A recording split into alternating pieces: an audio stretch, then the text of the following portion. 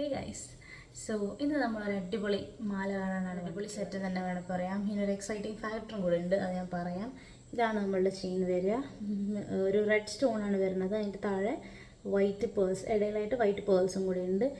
ഇപ്പോൾ exciting part എന്ന് പറഞ്ഞാൽ ഇതിൻ്റെ ഇപ്പുറം എന്ന് പറഞ്ഞാൽ അതേ ഇത് തന്നെ റെഡ് സ്റ്റോണിൻ്റെ ബാക്ക് സൈഡിലായിട്ട് ഗ്രീൻ സ്റ്റോൺ വരുന്നുണ്ട്. അതിൻ്റെ സെയിം തന്നെ പേൾ ഹാങ്ങിങ് എടുക്കുന്നുണ്ട്.